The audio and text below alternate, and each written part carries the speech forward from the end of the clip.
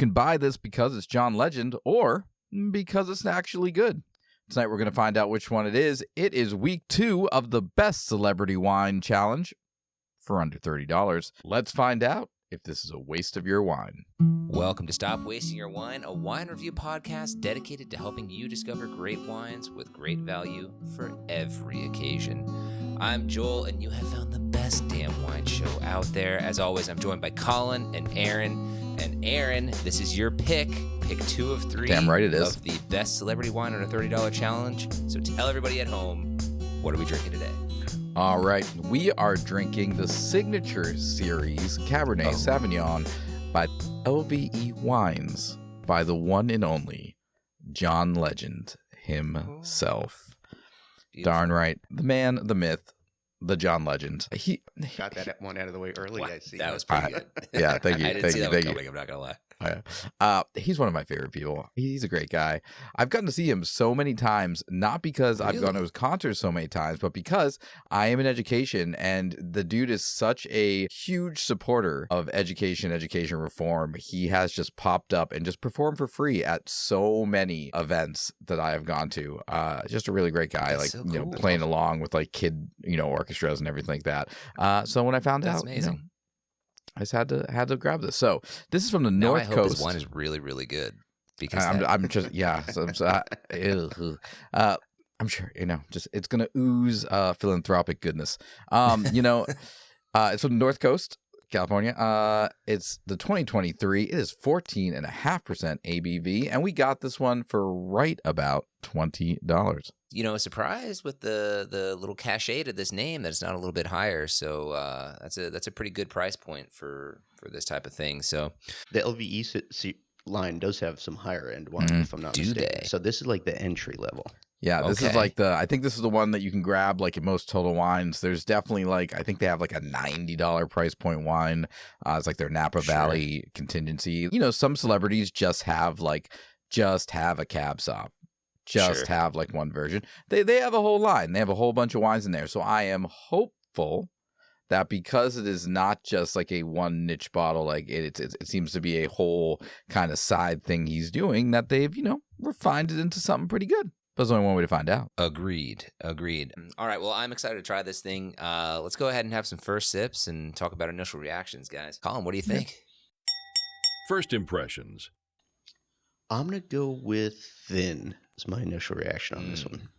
Mm-hmm. Okay, buddy. All right, fine. I'm gonna go with tannins. I got some tannins going on. Tannins. For sure. Tannins. Yeah. Okay. I'm going to go with, first thing I'm thinking here is kind of oaky. Yeah. Okay. Sure. There's some other things going on, but Thin oaky's tannic oaky. front and foremost. Yeah. Yeah, it's an interesting combo. Yeah. Oaky tannic I don't know if we're quite thinness. selling it yet, but we're just getting going. Yeah, that's right. It's a whole lot Aaron, of mouthfeel.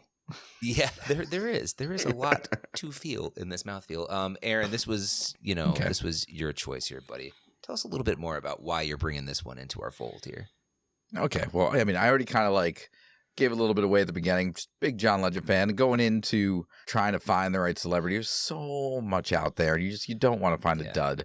So I had to right off the bat cross out a bunch. And then we kind of talked about last week. There's so many out there. You're like, ooh, I think this is going to be good. And then the price range is just bananas.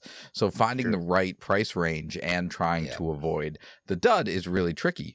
So he had the kind of bigger portfolio. So went there, kind of leaned in. Big respect for the man himself. And California, Cab Sauv, okay, maybe a little bit more of a safe zone.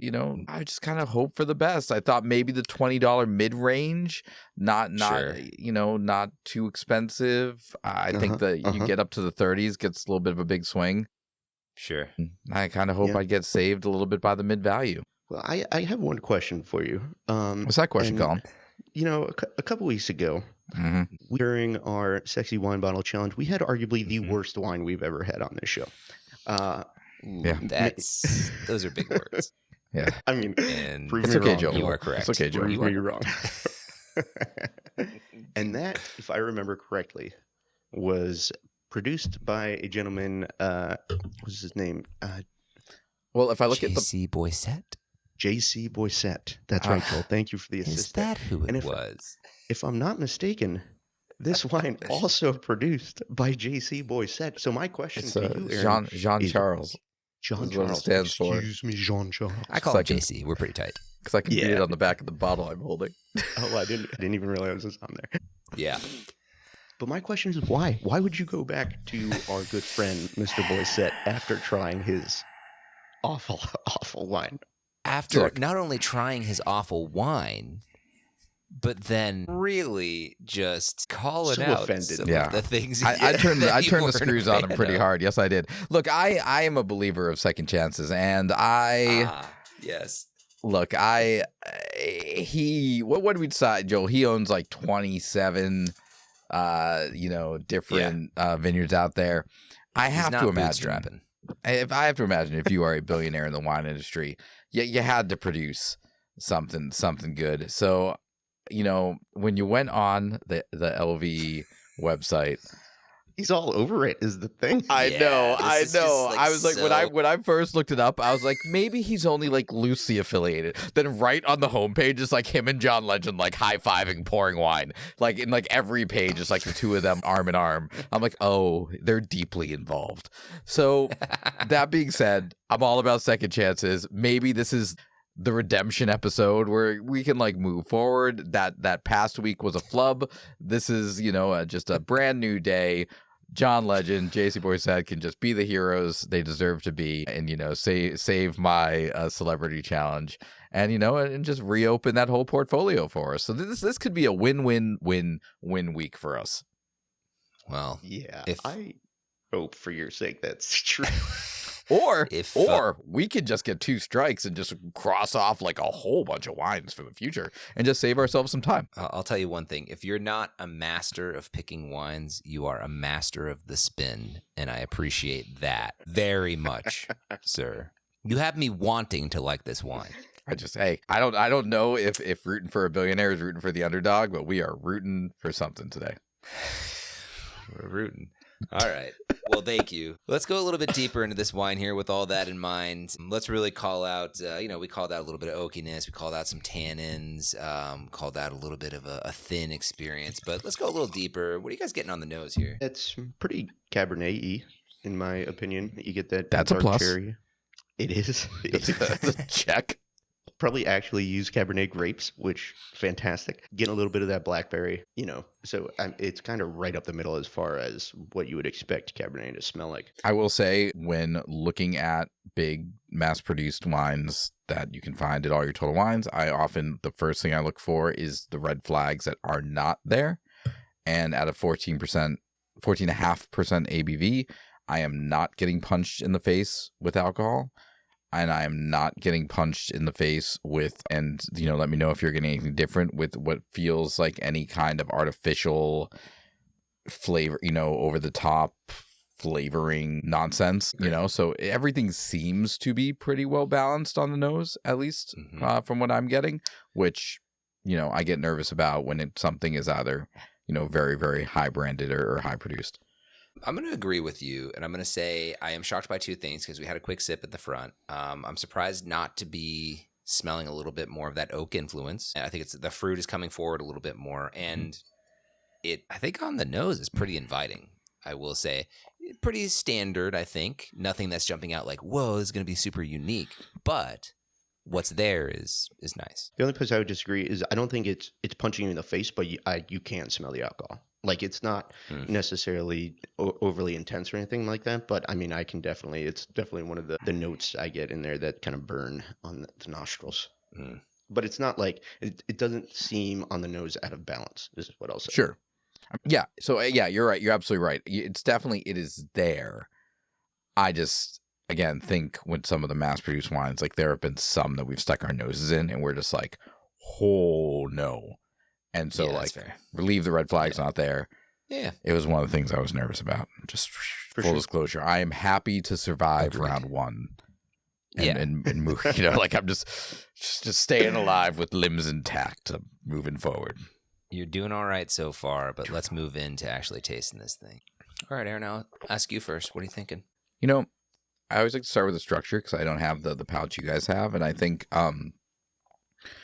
from the standpoint of thinness, I totally get what Colin was saying earlier on. I do think there's like a lightness in the body that I wish was just a little bit more there. That being said, like I do like the tannic aspect of this.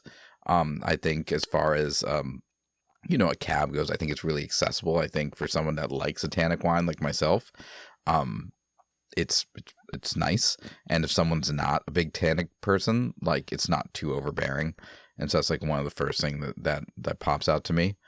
And I think the other aspects of that are playing really nicely, like the acidity and the alcohol are just like, they're just kind of like, mid, not too crazy. So it's like from a structure standpoint, I think everything's playing relatively nice together. Mm-hmm. Yeah. I'm glad you said relative, because they're not 100% playing very nice together. Like the alcohol definitely, you can taste the alcohol on the sip. Again, at 14.5%, that's not, it's not terrible, but it's definitely there. Like you can definitely notice that even the flavor of the alcohol kind of has that, not vodka-y, but like I'm having trouble describing this, but when you take a shot of alcohol, you can like take the after effect. Almost at the back of your palate too, right? Yeah, like where exactly. It's like sitting and it's almost I hate to say burn, but like almost kind of like that. A little bit tingly, but you also get the flavor there. Like I'm doing a terrible job of explaining it. And then the thinness, I think, comes from there's a little bit too much acid here. There's a lot of tannin, which is actually really like the tannin, but it's not very well balanced with the acid. But I will say the flavors are really nice. I really enjoy the fruit. I think it is integrated pretty well. So from that aspect, I'm enjoying it, but I think there's a little bit to be desired with the structure. Man, I'm a little torn here because I think I'm kind of agreeing with Aaron here. I like the structural components, and the experience I'm having and what I'm trying to figure out over here is when I'm smelling it, I really like the bouquet of, red fruit that I'm getting, and I can pick out that there's a little strawberry, a little cherry, a little raspberry.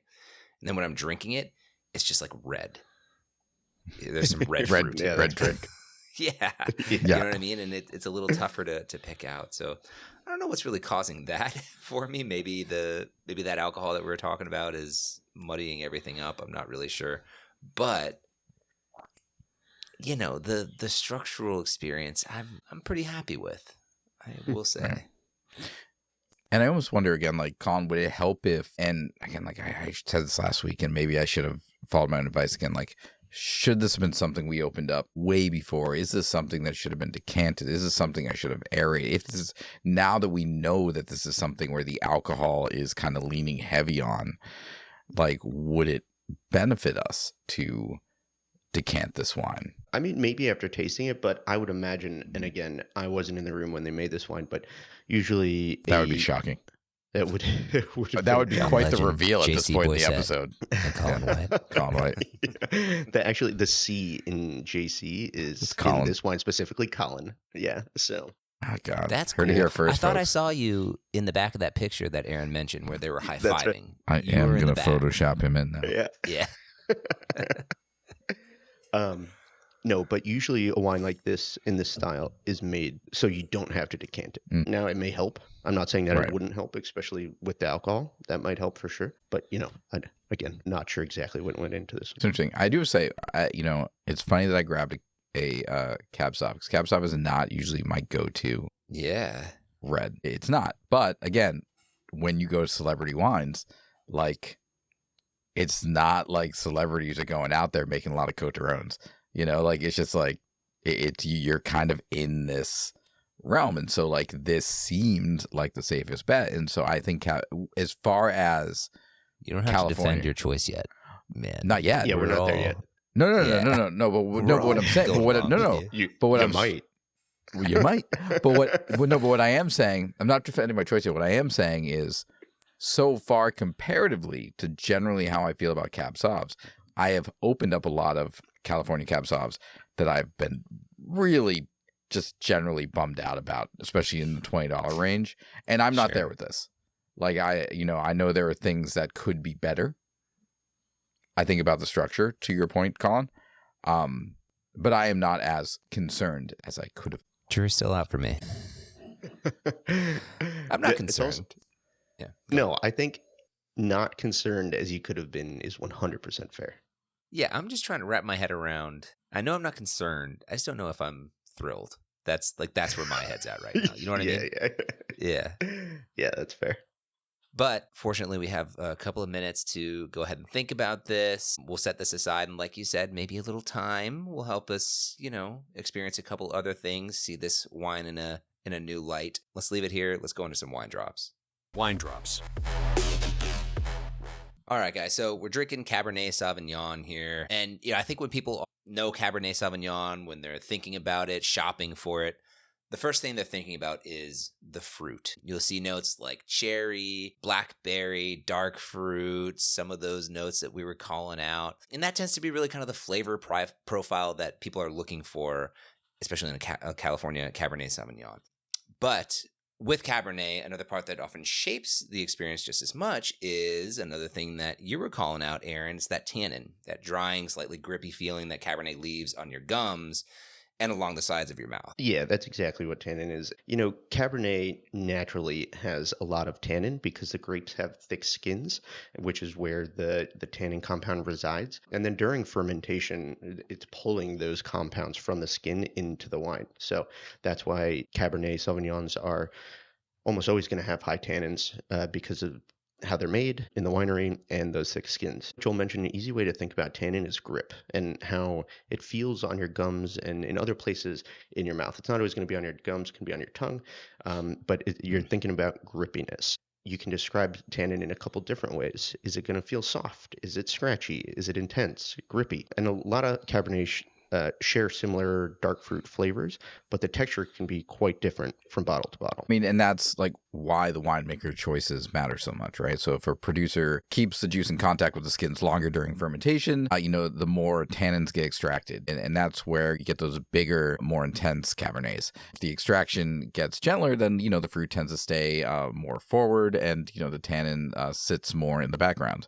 So Cabernet can show up in a lot of different ways, and sometimes the grip is bold and drying, and other times it's like softer and more supportive. Yeah, and I think it's something you have to talk about anytime you're talking about Cabernet Sauvignon, because I think that can be kind of divisive. I think you hear a lot that people say Cabernet can feel harsh or heavy, and that's a direct impact of the tannin.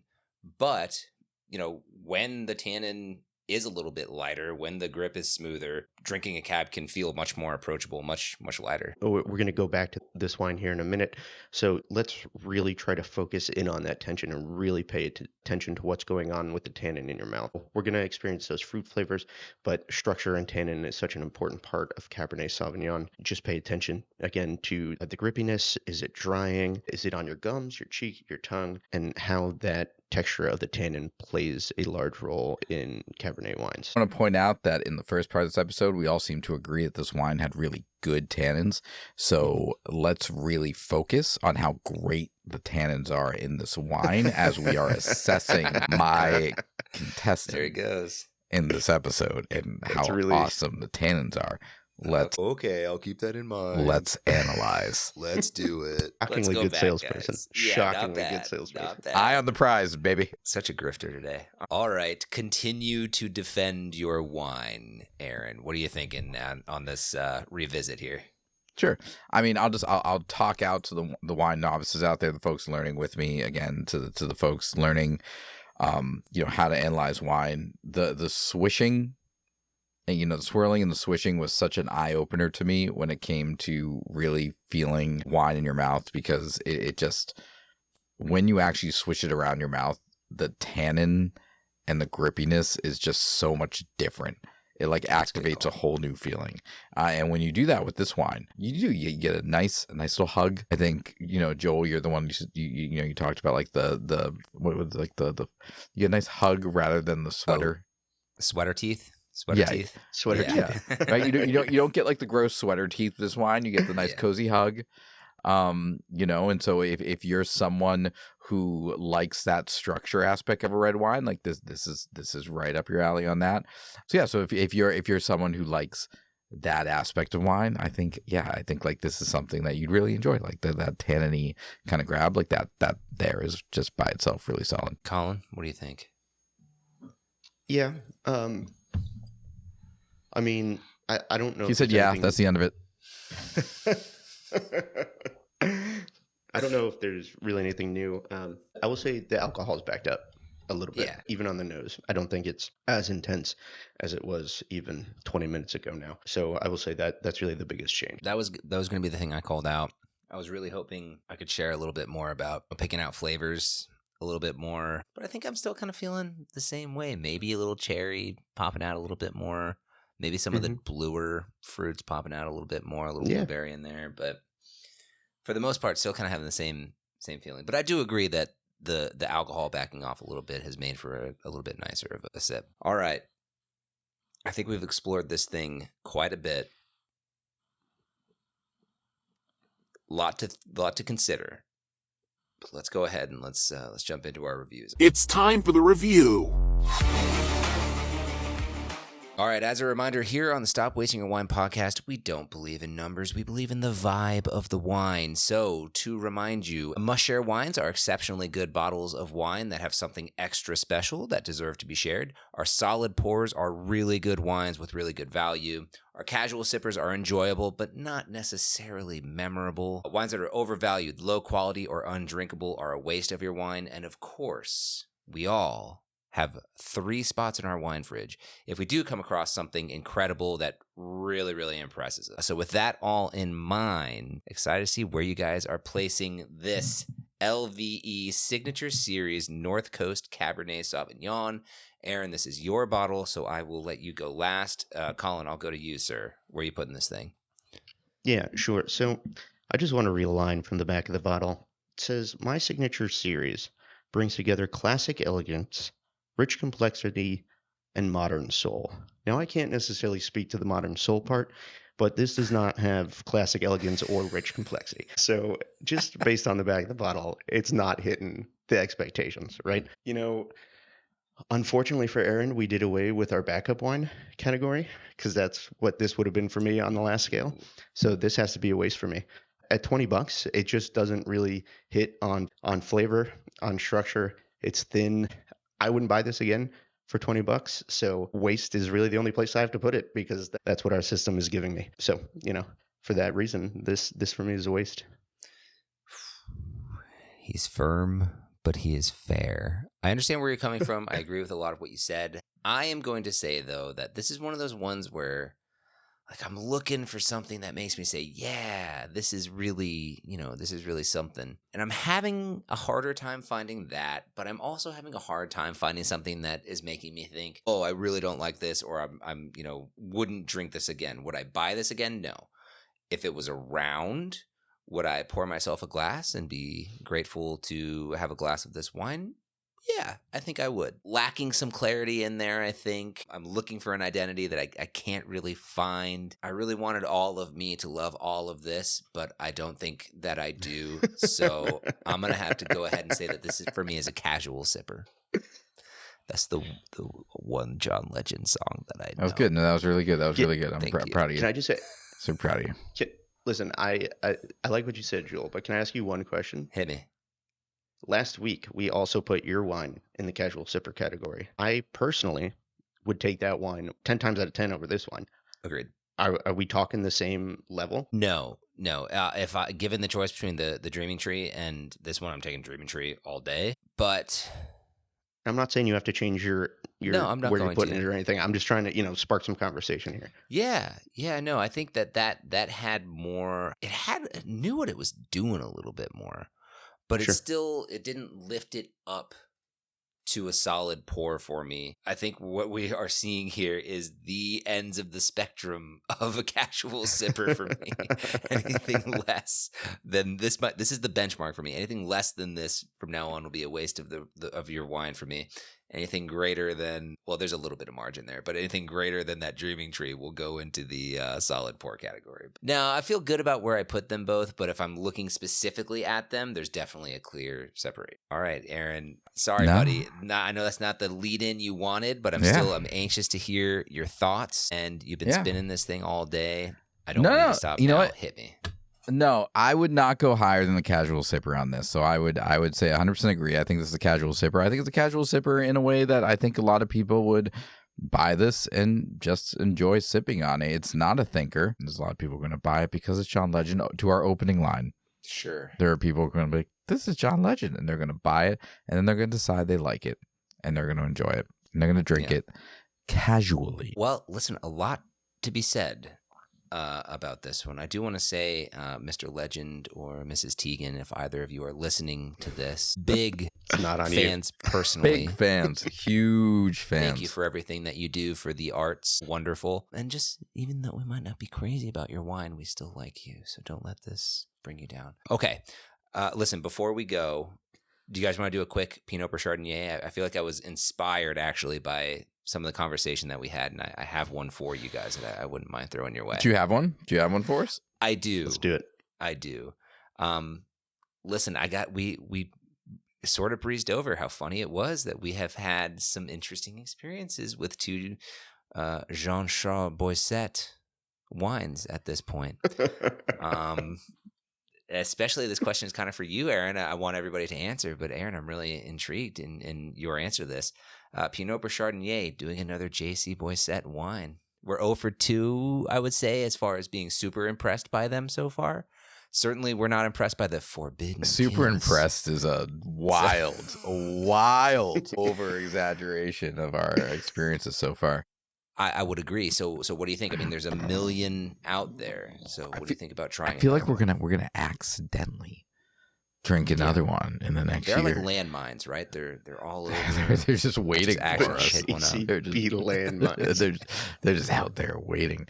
Yeah. Man, am I gonna choose another one for one of our upcoming challenges? That's a big Pinot for me. Fair. I'm not. Am I willing to try one in the future? Chardonnay, I will give the man shutting the door another chance. But am I gonna put my faith in him to save me? Pinot, sir, you've burnt myself and Joel. Now it's Colin's turn. Yeah.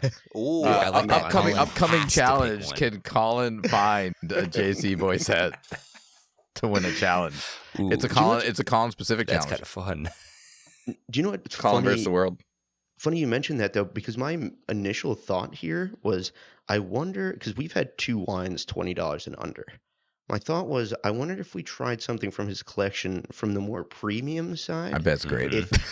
If it's decent, or we're just spending more money on garbage wine, So sure. I might Chardonnay, a more expensive one, just to see if there's a difference between, the bottom tier and the upper tier. We got to find the tipping point. We got to. So we've tried a $13 one. We've tried a $19.99. Next stop, $24.99. JC Boisset. Here we. I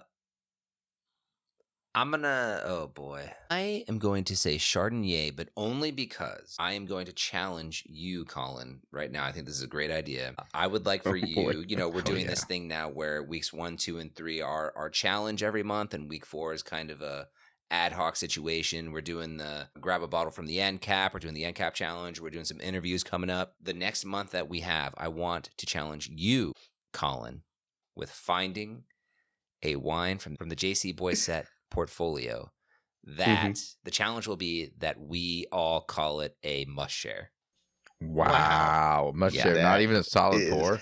No, I want the challenge is a must share JC Boisset. That's a full ladder jump for Colin. That's like from bottom to top rung. Listen, I am going to spend the next however many months I have just going down the JCB rabbit hole. Okay. So, let's do it. I'm going to try to bring you guys something excellent, and I accept your challenge. Love that for us. And Mr. Boisset or Mrs. Gallo, if either of you are listening and you think that you have the one that might be a must share for us, we would love to hear it, and you're welcome on the Let me show. know. Okay. And we're sorry for everything we've said so far. DM us. Well, yeah. If you're avid Nice. listeners, If you're we love you listening, very we much, said and some stuff, and you guys sorry are I about stand that. by most of what I said. I said some things. Love it. Yeah, it went pretty hard. last month. So before we end too, I do think we have to talk about it. Sometimes it's very clear whether a bottle is a waste of your wine or not. Colin, I know for you, already a waste of your wine. Aaron, what do you think when we take that broader kind of look at this? I know you said it's casual sipper. Considering everything, would you vote that this is a waste of your wine or not? I think Colin brings up a lot of really good points. I think this is one of those bottles where if this is a type of wine that you like, if it's like scratching the itch, it's not going to be a waste of wine for you. If you are looking for a high quality Cab Sauv or a really just like technically sound bottle, there are bottles you can get around this price range that are going to knock your socks off, and this is going to piss you off. And so for you, yeah, it's going to be a waste of your wine. And there are other folks that are going to be completely happy with this bottle. And I know that's kind of couching the answer. So I would say, Aaron say? We know that there's differing opinions out there. What do you For me, say? in my sir? soul, Yes. I would say for me, like just for me as a casual sipper, like no, as a casual sipper, it's not a waste of your wine. So from that standpoint, I think for a $20 non-offensive red, not a waste of your wine. Yeah. You know what's funny? I was going to say, at first I was thinking waste of your wine, but then I've drank like a pretty good amount of this bottle, and I can't say I haven't been enjoying this. I'm very torn because, yes, you can get better wines at this price point, but I don't know. It's not offensive enough to say it's a waste. I'm really torn. This is about as close as you can get for something to be a waste and me not say it, but I am going to officially deem that this is not a waste of your wine by the skin of my teeth here. But Look, I'm not winning this contest, but this wine's not going down drain. So, you know, I'll agree with that. I'm happy for the wine. Yeah. Yeah. Yeah. It's Okay. not a drain wine. Didn't say it was a drain wine. It's all right. I'm just happy Yeah. it gets to live here. Not necessarily a ringing endorsement, but, if you're a big John Legend fan, you want to see what he's making out there, you got an extra 20 in your pocket, give it a shot. We don't think it's going to change your life, but then you'll have tried it. Okay. And that's it. That's it And for us. John So, Legend will probably donate some of your money to that's education or criminal justice reform. And you can feel good about that. We like both of those things. We hope that that's the case. That makes me feel a little bit better about calling this not a waste of your wine. I'll sleep better tonight.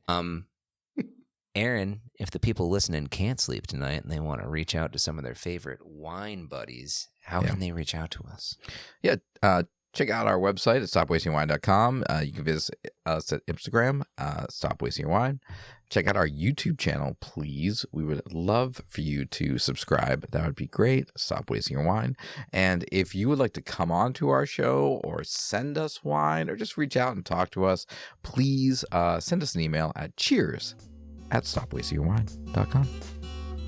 All right. So much fun. We hope you enjoyed listening. We had a lot of fun making this one, and appreciate you hanging out. Appreciate you telling a friend, and we'll see you next week for another episode. And in the meantime, remember, stop wasting your wine. Bye, y'all. Bye.